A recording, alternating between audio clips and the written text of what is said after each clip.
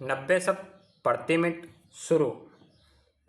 जनसंख्या नियंत्रण के उद्देश्य से भारत में वर्ष 1951 से ही परिवार नियोजन कार्यक्रम चलाया जा रहा है, किंतु जोर शोर से यह कार्यक्रम चलाए जाने के बावजूद देश में जनसंख्या सुरक्षा की भांति बढ़ती गई और जनसंख्या पर नियंत्रण पाने के मामले में भारत अन्य देशों के मुकाबले फिसडी साबित हुआ है।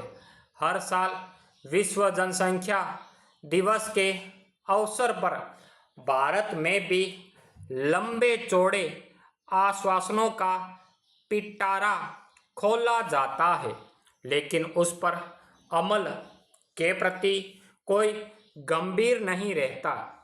नतीजा वही ढाक के 3 पात।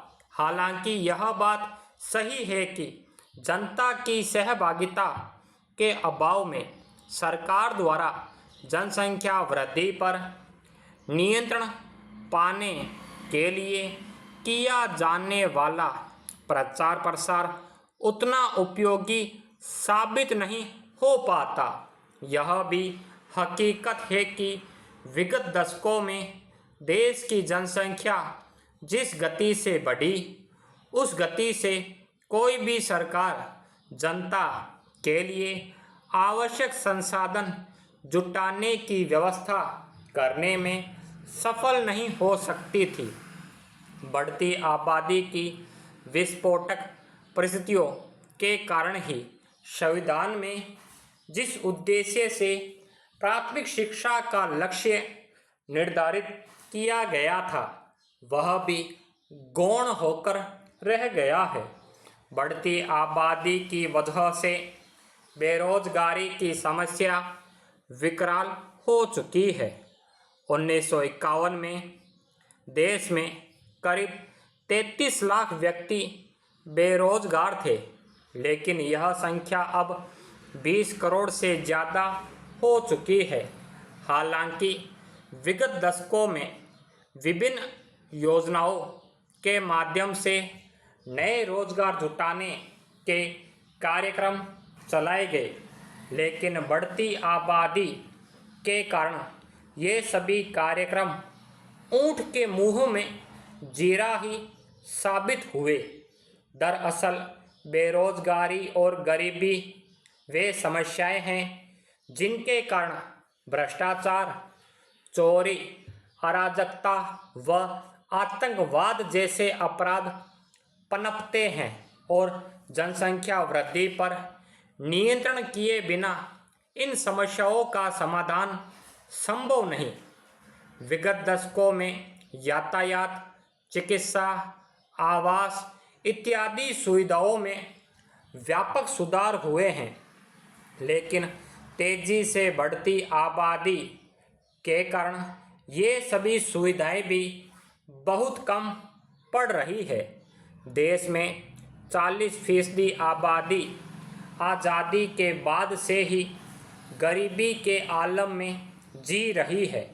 गरीबी में जीवन गुजार रहे ऐसे बहुत से लोगों की यही सोच रही है कि इनके यहाँ जितने ज़्यादा बच्चे होंगे, उतने ही ज़्यादा कमाने वाले हाथ होंगे, किंतु यह सोच वास्तविकता के धरातल से बिल्कुल परे है। तेजी से बढ़ती महंगाई के ज़माने में परिवार बड़ा होने से कमाने वाले हाथ ज़्यादा होने पर जितनी आय बढ़ती है, उससे कहीं ज़्यादा ज़रूरतें और विभिन्न उत्पादों की कीमतें बढ़ जाती है, जिनकी पूर्ति कर पाना सामर्थ्य से परे हो जाता है। इसलिए जनसंख्या नियंत्रण कार्यक्रमों की सफलता के लिए सर्वाधिक जरूरी यही है कि घोर निर्धनता में जी रहे ऐसे लोगों को परिवार नियोजन कार्यक्रमों के महत्व के बारे में जागरूक बनाने की ओर खास ध्यान दिया जाए, क्योंकि जब तक इस कार्यक्रम में इनकी भागीदारी नहीं होगी तब तक लक्ष्य की प्राप्ति संभव नहीं है। जनसंख्या पर प्रभावी रोक लगाने के मामले में चीन का उदाहरण सामने रखकर ही हमें आगे के लक्ष्य तय करने होंगे। एक दशक से भी अधिक समय से चीन की जनसंख्या स्थिर बनी हुई है, जिसका प्रमुख कारण यही है कि चीन सरकार ने औसत मृत्यु दर के आधार पर ही जन्म दर को भी नियंत्रित करने की व्यवस्था बनाते हुए छोटा परिवार रखने वाले लोगों के लिए विशेष सरकारी लाभों का प्रावधान किया, जिसके सार्थक परिणाम सामने आए हैं। स्टॉप।